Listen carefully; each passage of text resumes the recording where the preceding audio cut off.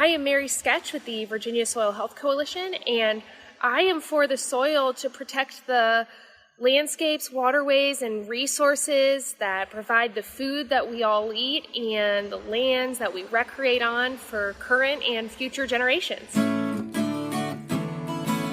Welcome everyone to part 2 of our special episode with Madelyn Smith with the Common Grain Alliance. I'm Jeff Ishii, your host, and my co-host Dr. Eric Benfelt with Virginia Cooperative Extension Community Viability, and Mary Sketch Bryant with the Virginia Soil Health Coalition are joining me. Mary, would you reintroduce our returning guest today? Yes, great to have Madelyn Smith, the Executive Director of the Common Grain Alliance, back for another episode. We spoke last time about education and the small grains economy, so excited to continue that conversation. To kick things off, Madelyn, would be interested, we talked a lot about the education, the role of consumers. Would be interested in what role does educating policymakers for the Common Grain Alliance play in that, and what does that, if anything, look like for you all? State and federal policy is incredibly important to setting the boundary conditions that we're all working in, as folks who are trying to kind of build a regional system. And there's been such a huge focus from the kind of current administration on both the federal and the state level in Virginia on supporting regional food systems development, which has been great to see. There have been many grant programs that have been coming out to support and invest in regional food systems infrastructure that we're really excited to see those support systems kind of coming through. And it's an example about how important it is to have policymakers understand kind of what we're trying to do here and how regional food systems can be a real driver for soil health. Within Common Grain Alliance, we really acknowledge that and try to be in the room whenever it's possible to speak directly to policymakers about some of the things that they can do to support the work that we have ongoing. So there was a small farm town hall at the VABF conference in Roanoke in January that we participated in. And we're always looking for those other venues that we can show up to. As a somewhat capacity constrained organization, it's something that we certainly want to do more in the future, facilitating those conversations with our members about how policy can support their work and translating that to policymakers on both the state and federal level. But because we're small now, we're kind of looking for those other avenues that are in discussion spaces that are being created by other organizations like the Virginia Biological Farming Association at their conference, where we can make our voice heard. We're talking today with Madelyn Smith with the Common Grain Alliance. And Madelyn, I'd love to hear your commentary about consumer demand when it comes to local grains. Your colleague, Dr. Heather Corner, touched on this when we spoke with her several months ago. She was a guest of this very podcast, and she talked about consumer demand for local grains, how they're not being met. For instance, you can go to any farmer's market in Maryland or Virginia or Pennsylvania or in the District of Columbia. You can find locally grown tomatoes and herbs and squash and melons and fresh cut flowers, but you can't seem to find locally grown wheat or barley or rye, things of that nature. And specifically, I love to feed the birds, and I have actually been looking for locally grown, locally sourced bird foods, but I can't seem to find it. I'm talking about black oil sunflower and millet seed and all the various seeds that go into a high quality wild bird food, but I can't seem to find that. And that seems to me as an unmet consumer demand. What are your thoughts in this arena? Yes, I would definitely agree with Heather's comment that the consumer demand is there. And what's challenging now is building the supply of regional grain and the infrastructure piece. One way that we've really tried to investigate what that demand is and what Common Grain Alliance can do to help connect consumers with small grain farmers in the Mid-Atlantic is through our grain stand program. So we have a partnership with Fresh Farm in Washington, D.C. Fresh Farm is the organization that runs most of D.C.'s farmers markets, where we are putting on a grain stand and grain share program. So we are purchasing grain products from a variety of Common Grain Alliance member farmers and mills. We're aggregating them in a shared warehouse space that's managed by Fresh Farm, and we are bringing them to farmers markets in the DC area. And that program has helped us make small grains more available at those farmers markets for exactly the reason that you voiced, which is just you can't find them at most farmers markets now. And test consumer demand and really educate the public that you can buy a bag of oatmeal that's produced in the Mid-Atlantic region, and it's something that exists and something that folks should be looking for and asking for.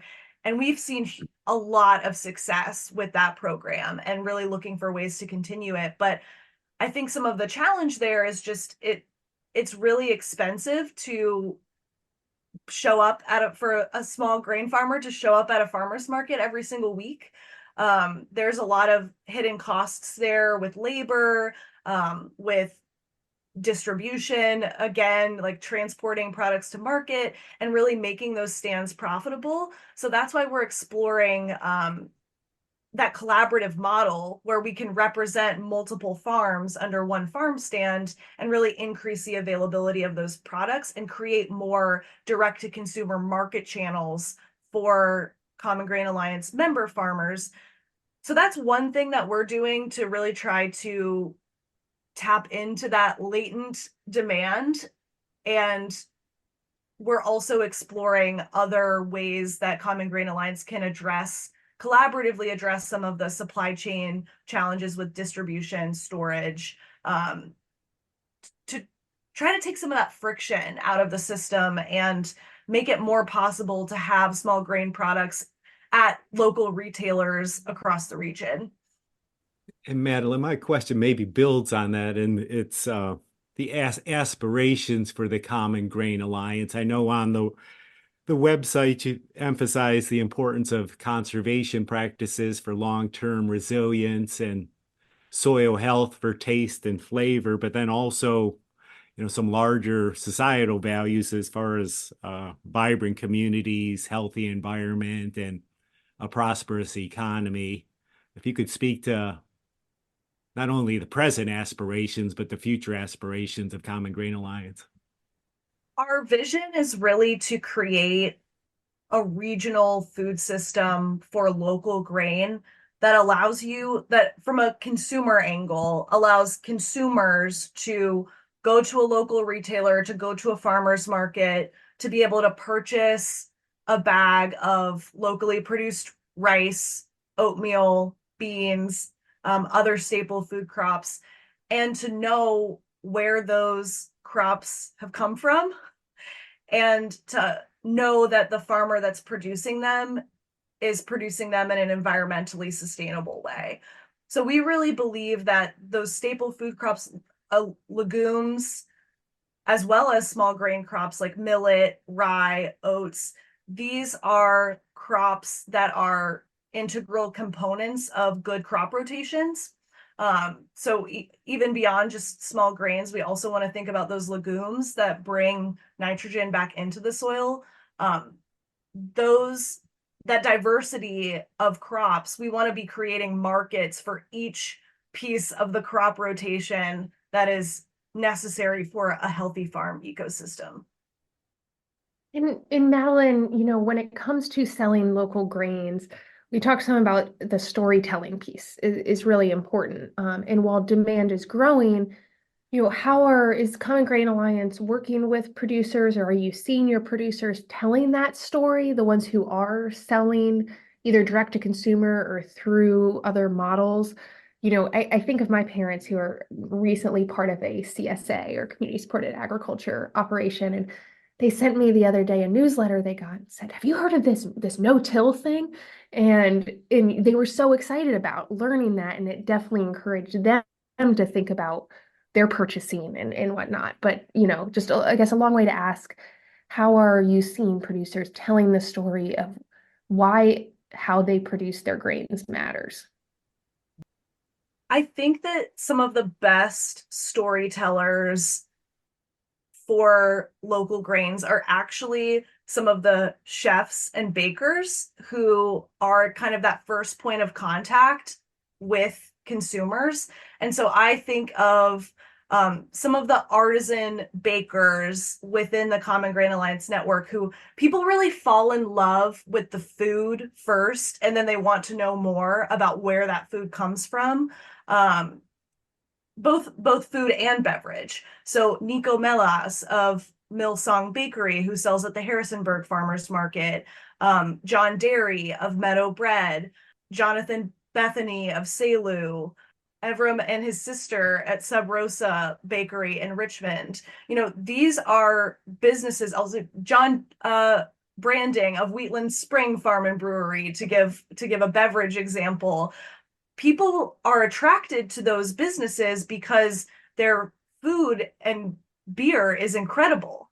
So that's really the hook for getting people interested in knowing more, is that they'll eat the best loaf of bread they've ever had in their entire life and ask, why is this so much better than, bread that I'm getting from other places?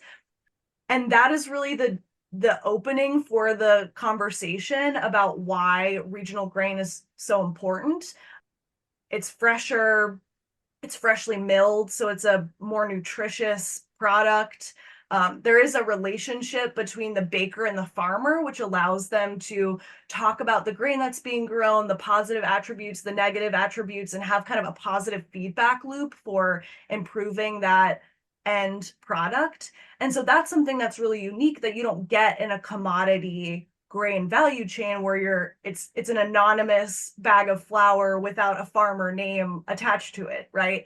So I think that's how I've seen it play out in my work in Common Grain Alliance. Is you have to hook people with a really good end product, and then they naturally want to know more about why it tastes the way it tastes or what is so special about it. And that's where you can bring in the connection to the farmer, the connection to the way that they farm, and those human relationships along the value chain that allow you to value other things beyond yield and a low price.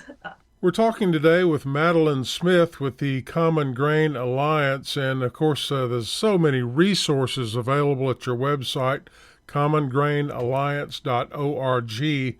But just earlier this morning, I discovered your YouTube channel. I was unaware you had a YouTube channel for the Common Grain Alliance, and I'm just scrolling now through a list of it's a multitude of videos all about common grain production and marketing right here in our region. For instance, there's a video that's it's over an hour video on stone ground milling, growing grains for soil health, local beer starts with local grains, marketing your grains and grain products, backyard rice production. I had no idea that was a thing. Just so many resources available simply at your YouTube channel for Common Grain Alliance. That is a great resource. Tell me more. I'm glad you brought this up too, because we're about to drop a lot more videos that will be incredible resources on our YouTube channel. We hosted our first Mid-Atlantic Grain Conference in October, with sessions on soil health led by some of the kind of leading regenerative grain farmers in our region, talking about their experiences and their wealth of knowledge about integrating small grain crops in their operations. We also had sessions focused on marketing, building business relationships along the value chain, and many other topics. We recorded all those sessions, and they will be uploaded to our YouTube channel in the next couple of weeks. So if you weren't able to be there in person, you can get the benefit of the knowledge that was shared at that conference virtually. So it's really a repository of information that we've been crowdsourcing through our 120 members who are really kind of experts in their field and living this day in and day out, trying to rebuild our regional grain economy. Well, unfortunately, our time is up in this episode, but Madelyn, I want to thank you for everything that you do, you and your incredible team of volunteers there at Common Grain Alliance, with a focus on soil health and regenerative agriculture right here in our region. And for our listeners, once again, that web address is commongrainalliance.org. And yes, indeed, they have a vast YouTube channel with a lot of very interesting information. Thank you for joining us, Madelyn, and also Dr. Benfelt and Mary. We'll catch you in the next one. For the Soil, a conversation is made possible with funding support from the National Fish and Wildlife Foundation and the Agua Fund. Other partners include the USDA's Natural Resources Conservation Service, Virginia Cooperative Extension, Virginia State University, Virginia Department of Conservation and Recreation, and partners of the Virginia Soil Health Coalition. Views expressed on this podcast are those of each individual guest. To download a copy of this or any other episode, visit the website forthesoil.org. If you should have a specific question about soil health, just call your local extension office, your local USDA service center, or a Soil and Water Conservation District office. Music used during today's program was provided courtesy of the Flip Charts, all rights reserved. For the Soil, a conversation is produced by On the Farm Radio in collaboration with Virginia Tech. I'm your host, Jeff Ishii.